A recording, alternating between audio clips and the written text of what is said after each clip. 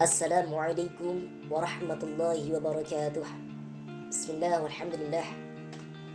Yang kami hormati dosen pengampu mata kuliah filsafat ilmu dan paradigma Bapak Badrul Munir Khair MPhil serta rekan-rekan seperjuangan khususnya kelas AFI C3 dan umumnya untuk kita semua selaku filsuf muda. Izinkan pada kesempatan ini kami, yaitu Mbak Suci Rayuningsih, saya Syarif Muhammad Ja'far Shadiq dan juga Mas Timothy Justin Raymond untuk mempresentasikan dalam bentuk video mengenai arkeologi pengetahuan Michael Foucault, yaitu tentang penjabaran konsep The Archaeology of Knowledge Michael Foucault. Yang telah kita ketahui sebelumnya, Michael Foucault merupakan salah satu pemikir yang sangat luar biasa.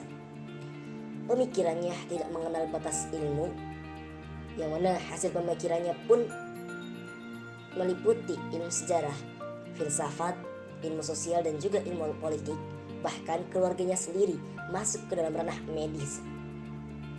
Foucault sering mendapati julukan sebagai postmodernis dan juga poststrukturalis. Bahkan ia pun mendapatkan sebutan sebagai seorang filosof. Dimana karena hasil-hasil pemikirannya lah yang menentang pemikiran-pemikiran modernis yang sudah mapan di zaman tersebut, namun ia menolak semua julukan yang diberikan kepadanya. Kelebihan dari pemikiran Foucault terletak pada ketertarikannya mengenai isu-isu kemanusiaan, marginalitas, ketidaknormalan, dan pandangannya tentang kebenaran.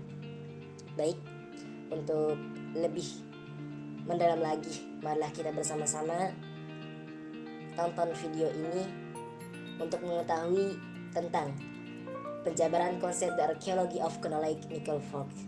Sebelumnya, saya dan kami ucapkan terima kasih kepada teman-teman semua yang telah menonton video ini sampai selesai. Jangan lupa like, comment, and subscribe dan share sehingga ilmu yang telah kami berikan ini bisa bermanfaat untuk kita semua.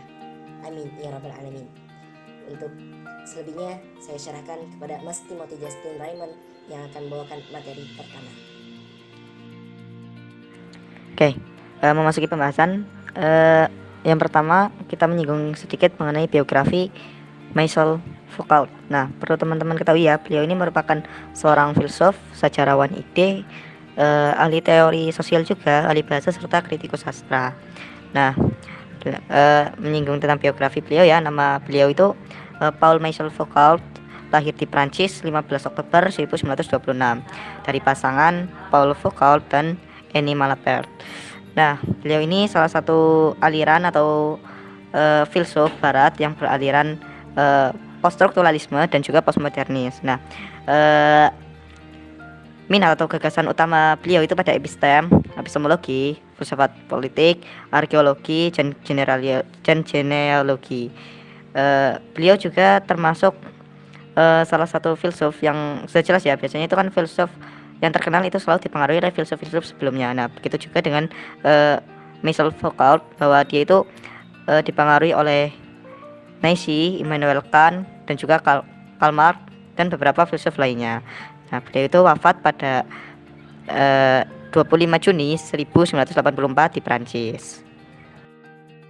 Oke, berikutnya adalah perjalanan hidup Foucault ya. Ini ada banyak sekali ya, teman-teman, dari tahun 1926 sampai 1984. Nah, di sini saya akan mencoba menjelaskan secara singkat saja mengenai perjalanan hidup atau riwayat hidup dari Foucault ini. Nah, pada tahun 1926 beliau itu lahir ya dari pasangan Paul Foucault dan juga Annie Malapert pada tanggal 15 Oktober ya, tadi sudah dijelaskan di awal. Nah, pada tahun 1936 sampai sekitar 1940-an 45 itu beliau itu menempuh pendidikannya dimulai dari Lycée Henri IV, kemudian dilanjutkan di École Normale Supérieure atau INS. Nah, di INS ini beliau itu menerima literatur, literasi, dan juga berbagai paham filsafat, dimulai dari pengaruh filsafat Jean Hippolyte dan Louis Althusser. Nah, selanjutnya itu pada tahun selanjutnya beliau itu bekerja sebagai diplomat budaya di luar negeri. Nah, setelah pulang diplomat inilah beliau itu menerbitkan suatu buku pertamanya yang terkenal, yaitu Kegilaan dan Ketidakbernalaran Sejarah pada Masa Klasik. Nah, buku ini pula yang menjadi alasan beliau itu bisa masuk pada Universitas Tunis itu nanti ya. Nah, setelah beliau bekerja ya sebagai diplomat, beliau itu mendapatkan pekerjaan di Universitas Clermont Ferland itu pada sekitar tahun 1960 sampai 1966. Nah, di sini dia itu menghasilkan buku lagi, yaitu 2 buku yang terkenal ya, yaitu Kelahiran Klinik dan juga Perkataan dan Perbedaan. Nah, buku ini juga yang menampilkan peningkatan dan keterlibatan Foucault dalam poststrukturalisme dan juga gerakan teoritis dalam antropologi sosial.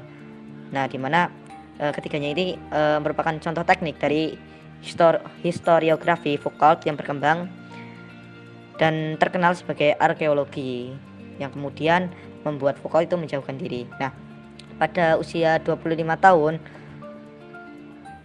Foucault ini memperoleh diploma dan juga psikologi.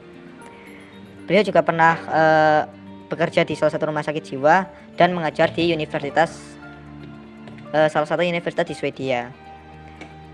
Nah, kemudian pada tahun 1966 hingga 1968 Foucault ini melanjutkan studinya di Universitas Tunis. Nah, karyanya yang pertama yang tadi itu yang berjudul Kegilaan dan Ketidakbernalaran Sejarah pada Masa Klasik. Nah, inilah yang dipresentasikan beliau agar mendapat gelar doktoral di Universitas Tunis. Pada tahun 1970-an beliau ini diangkat sebagai dosen sejarah sistem pemikiran di Universitas Collège de France, Prancis. Kemudian beliau pernah menjadi kepala departemen filsafat di Universitas Percobaan Baru, yaitu Universitas de Paris 8. Dan beliau juga aktif dalam beberapa kelompok sayap kiri dan terlibat dalam kampanye anti rasis, gerakan pelanggaran anti HAM, dan pejuang untuk reformasi permasyarakatan. Nah, selanjutnya beliau juga menciptakan beberapa karya terkenal, yaitu The Archaeology of Knowledge atau arkeologi pengetahuan, ada Disiplin dan Hukum, dan juga ada The History of Sexuality, jadi sejarah seksual. Nah, buku-buku ini itu mengembangkan metode arkeologi dan juga genealogi guna mengungkapkan kebenaran dan juga relasi antara pengetahuan dan juga kekuasaan dalam masyarakat. Nah, pada tahun 1984 Foucault meninggal, itu tepatnya pada 25 Juni di Prancis karena masalah neurologis dan juga sakit ataupun terkena HIV/AIDS. Nah, setelah kematian beliau ada salah satu yayasan amal untuk membantu penderita AIDS dalam rangka mengenang Foucault ini. Nah, itu secara singkat ya riwayat hidup ataupun perjalanan hidup dari Foucault. Seperti yang kita tahu ya, bahwa Foucault ini selain dikenal sebagai seorang filsuf, tokoh filsafat barat, beliau juga dikenal sebagai sejarawan ide, ahli kritikus, ahli bahasa, dan juga ahli teoritis ilmu sosial. Nah, dari sini tentunya tidak bisa dipungkiri ya bahwa pemikiran-pemikiran Foucault ini memiliki pengaruh yang besar dalam ilmu-ilmu sosial. Nah, terutama itu pada antropologi dan juga sosiologi. Pandangan Foucault mengenai kajian sejarah ya, Foucault ini tidak mengkaji sejarah untuk mengetahui bagaimana riwayat hidup seseorang ataupun orang-orang besar ataupun siapa yang berkuasa pada suatu zaman tertentu, melainkan kajian sejarah yang dilakukan oleh Foucault ini adalah sejarah tentang masa kini, history of the present. Lalu pandangan beliau mengenai kekuasaan tidak bisa kita pahami secara negatif sebagaimana paham ataupun perspektif dari Marxian, melainkan kita itu harus memahami pemahaman Foucault mengenai kekuasaan ini secara produktif dan juga reproduksif. Ia tidak terpusat tetapi menyebar dan mengalir normalisasikan dalam praktek pendisiplinan. Nah, ini pandangan beliau mengenai kekuasaan. Oke, meskipun ya dari Foucault sendiri tidak mengkolaborasikan antara pertalinan kekuasaan dan juga pengetahuan, namun kedua elemen ini tidak bisa dipisahkan dari ranah pemikirannya. Nah, power ataupun knowledge ini merupakan konsep yang menjelaskan hubungan dinamis secara antara kekuasaan dan juga pengetahuan sebagai suatu proses timbal balik. Nah, kuasa dibentuk, dipelihara, dan didukung oleh pengetahuan. Begitupun sebaliknya, bahwa kuasa ataupun kekuasaan itu membangun suatu rezim kebenaran yang mungkin hadir atau memungkinkan hadir dan diterimanya suatu pengetahuan tersebut. Nah, apa yang dianggap benar ataupun salah, juga perbedaan antara benar dan salah selalu berada dalam ranah yang politis, yang menjadi bagian dari strategi power ataupun knowledge. Kebenaran hanya sekedar efek dari falsifikasi terhadap apa yang kita sebut sebagai oposisi kebenaran ataupun sebuah kepalsuan. Tidak ada rezim kebenaran yang lebih superior terhadap rezim kebenaran yang lain, karena semuanya adalah produk dari skema konseptual tertentu. Nah, untuk menjelaskan konsep tentang power ataupun knowledge, Foucault sendiri menjauhkan diri dari ilusi akademik yang meyakini bahwa pengetahuan selalu bersifat politik. Nah, bagi Foucault itu tidak ada pengetahuan yang bersifat netral, karena pengetahuan selalu berkaitan erat dengan kekuasaan. Nah, dengan kata lain ya, relasi kekuasaan itu senantiasa didampingi oleh kerangka pengetahuan, body of knowledge, yang memvalidasinya. Nah, kekuasaan dan pengetahuan itu terkait satu dengan lainnya, saling keterkaitan. Kekuasaan dan pengetahuan senantiasa berbagi matriks yang sama. Tempat di mana kuasa diimplementasikan juga merupakan tempat di mana pengetahuan itu dihasilkan. Itu pemikiran Foucault mengenai power ataupun knowledge nexus. Untuk yang selanjutnya adalah arkeologi pengetahuan. Pendekatan arkeologi telah dipakai oleh Foucault sampai tahun 1970. Ia mendefinisikan arkeologi sebagai sebuah eksplorasi sejumlah kondisi historis nyata dan spesifik, di mana berbagai pernyataan dikombinasikan untuk membentuk dan mendefinisikan suatu bidang pengetahuan yang terpisah serta mencaratkan adanya seperangkat konsep tertentu. Adapun prinsip-prinsip penting arkeologi menurut Foucault adalah sebagai berikut. Yang pertama, arkeologi tidak bersifat alegoris. Arkeologi tidak berusaha menentukan pemikiran, representasi, citra, tema, serta kesuntukan dalam berpikir yang terjadi atau muncul dalam diskursus, akan tetapi arkeologi ini ingin menentukan dan mendefinisikan diskursus itu dengan sendirinya. Yang kedua adalah arkeologi bukanlah doksologi tapi analisa diferensial atas modalitas-modalitas diskursus. Arkeologi ini tidak ingin menemukan kontinuitas transisi-transisi tak terindra di permukaan yang datar yang menghubungkan satu diskursus dengan diskursus yang lainnya. Masalah yang menjadi kajian arkeologi adalah bagaimana menentukan dan mendefinisikan diskursus dengan segala spesifikasinya, memperlihatkan cara-cara diskursus untuk membentuk aturan-aturan yang tidak direduksi aturan lain, membuntuti diskursus sepanjang batas eksteriornya agar dapat dikenali lebih dekat. Yang ketiga adalah arkeologi bukanlah satu penciptaan psikologis, sosiologis maupun antropologi. Arkeologi tidak ditata berdasarkan figur-figur mapan. Dia tidak mencoba menggali momen di mana Ophre tadi muncul di cakrawala tak bernama. Dia tidak ingin menemukan kembali titik-titik tempat posisi individu atau kelompok sosial disaling tukarkan satu sama lain. Yang keempat, arkeologi merupakan sebentuk deskripsi sistematis terhadap objek diskursus. Arkeologi ini tidak berusaha merangkai apa yang telah dipikirkan, diinginkan, dicita-citakan, dialami, dihasratkan oleh manusia pada waktu tertentu yang terekspresi dalam diskursus. Selanjutnya, dengan pendekatan arkeologi ini, Foucault dalam karyanya The Order of Things menyelidiki asal-usul ilmu kemanusiaan.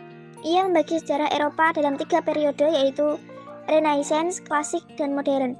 Menurutnya ada perbedaan epistem dari ketiga periode tersebut, dan satu periode bukan merupakan lanjutan periode yang lain, karena sejarah bukan merupakan garis sambung antara periode, namun merupakan jalan yang terfragmentasi secara diskontinu.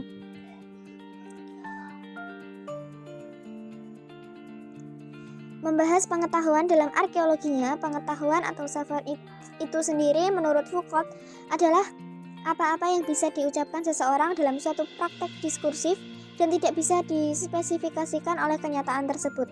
Pengetahuan merupakan satu ruang di mana subjek bisa menempati satu posisi dan berbicara tentang objek-objek yang dikenalinya dalam sebuah diskursus. Pengetahuan adalah wilayah koordinasi dan subordinasi pernyataan-pernyataan di mana konsep tampak didefinisikan, diaplikasikan, dan ditransformasikan. Pengetahuan ditentukan oleh kemungkinan penggunaan dan penyesuaian yang diberikan oleh diskursus. Terdapat bangunan-bangunan pengetahuan yang tidak terikat dengan sains, akan tetapi tidak ada pengetahuan yang tidak memiliki praktek diskursif partikular, dan praktek diskursif apapun bisa didefinisikan oleh pengetahuan yang dibentuknya. Lebih jauh lagi, pengetahuan bukan hanya akumulasi linear dari kebenaran-kebenaran atau asal-usul rasio, tetapi juga meliputi seluruh bentuk diskoneksi, dispersi retakan, pergeseran akibat-akibatnya, dan aneka ragam bentuk saling ketergantungan yang direduksi dalam aktus monoton dari fondasi yang terus-menerus diulang-ulang. Jadi, pengetahuan bukan sesuatu yang ada dengan sendirinya. Dari sinilah muncullah yang disebut dengan epistem, yakni keseluruhan relasi yang menyatukan praktek diskursif pada suatu masa yang memunculkan pola-pola epistemologis, sains-sains, dan sistem-sistem formal, cara-cara di mana masing-masing formasi diskursif, transisi menuju epistemologisasi, keilmiahan, dan formulasi-formulasi yang ditempatkan dan beroperasi. Penyebaran ambang batas yang terpisahkan satu sama lain, arena pergeseran waktu, relasi-relasi sampingan yang barangkali terdapat di antara pola-pola epistemologis, sejauh relasi-relasi tersebut menjadi bagian dari praktek-praktek diskursif lainnya, dan berbeda sama sekali dengan praktek diskursifnya sendiri. Dengan kata lain, epistem bukan pengetahuan, tetapi suatu proses membentuk atau menciptakan pengetahuan. Proses terbentuknya itu sendiri melalui beberapa tahap, yaitu yang pertama positivitas, a priori, dan arsip. Selanjutnya adalah genealogi kekuasaan. Pendekatan genealogis yang diusung oleh Foucault bertujuan untuk menelusuri awal pembentukan epistem yang dapat terjadi kapan saja. Genealogi ini tidak bermaksud mencari asal-usul, melainkan berupaya menggali kedalaman epistem dan berusaha sedapat mungkin meletakkan dasar kebenaran pada masing-masing epistem di setiap masa. Genealogi juga bukan sebuah teori, tetapi merupakan suatu cara pandang atau perspektif untuk membongkar dan mempertanyakan epistem, praktik sosial, dan diri manusia. Berbicara tentang genealogi Foucault tidak lepas dari deskripsi kritis, karena keduanya saling menggantikan, saling melengkapi satu sama lain. Sisi kritis analisa berkaitan dengan segenap sistem yang melingkupi diskursus yang berusaha memilah-milah prinsip-prinsip penataan, pengecualian, dan kejanggalan dalam diskursus. Sebaliknya, sisi genealogis dari diskursus berkaitan dengan rangkaian formasi efektif diskursus yang berusaha menggalinya berdasarkan kekuasaan afirmasinya. Genealogi merupakan kelanjutan dari arkeologi.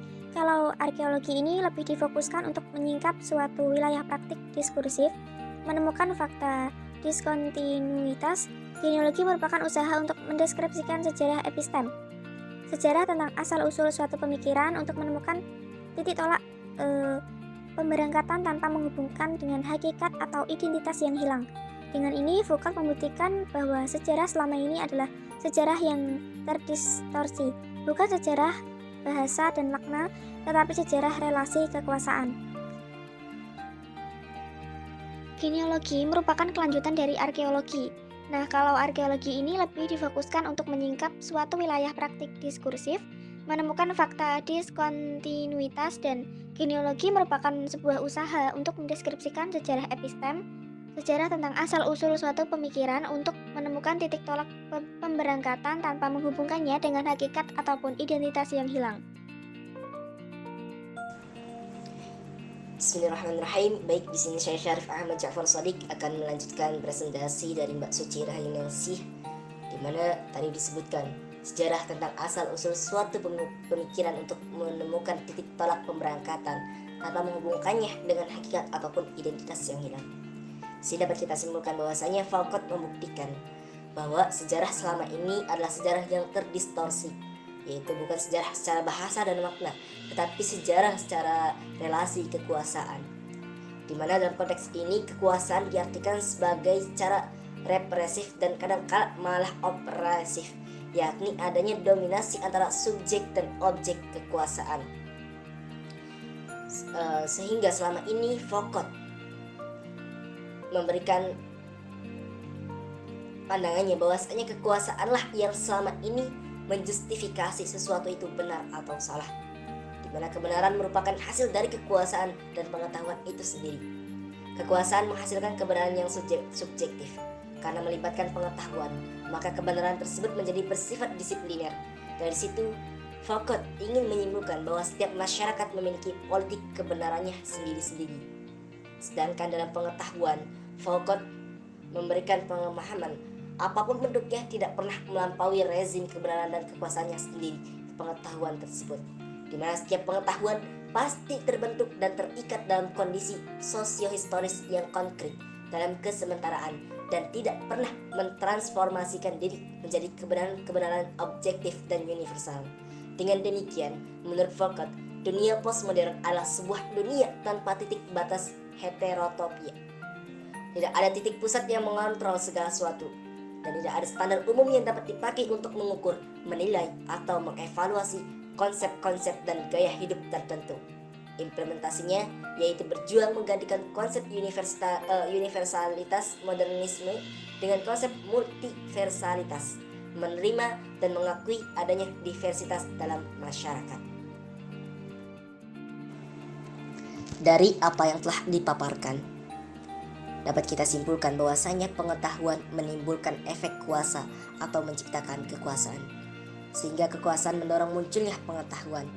Tidak ada pengetahuan tanpa kekuasaan dan tidak ada kekuasaan tanpa pengetahuan. Keduanya adalah dua sisi mata uang yang tak terpisahkan, di mana Foucault menampilkan suatu perspektif kekuasaan secara baru. Menurut Foucault, kekuasaan bukanlah sesuatu yang hanya dikuasai oleh negara, sesuatu yang dapat diukur. Kekuasaan baginya ada di mana-mana, karena kekuasaan merupakan satu dimensi dari relasi. Artinya, di mana ada relasi, di sana ada kekuasaan. Disinilah letak kekhasan Foucault dalam konsep arkeologi pengetahuannya. Dia tidak menguraikan apa itu kuasa, tetapi bagaimana kuasa itu berfungsi pada bidang tertentu. Demikianlah apa yang dapat kami paparkan. Semoga video ini bisa bermanfaat bagi teman-teman semua dan menjadikan rujukan atau referensi teman-teman dalam mengetahui mengenai arkeologi pengetahuan Michael Foucault, di mana sebagai penutup kami bawakan sebuah quotes Michael Foucault yang artinya pengetahuan bukan untuk mengetahui, pengetahuan adalah untuk memotong, di mana pengetahuan ini ketika kita sudah memiliki pengetahuan, maka kebodohanlah dapat kita potong sehingga kita ada sesuatu yang dapat kita sampaikan kepada orang lain, seperti halnya yang kami lakukan saat ini dalam video ini. Kami sampaikan terima kasih banyak dan mohon maaf atas segala kekurangan yang ada. Wallahul muwaffiq ila aqwamit thoriq. Wassalamualaikum warahmatullahi wabarakatuh.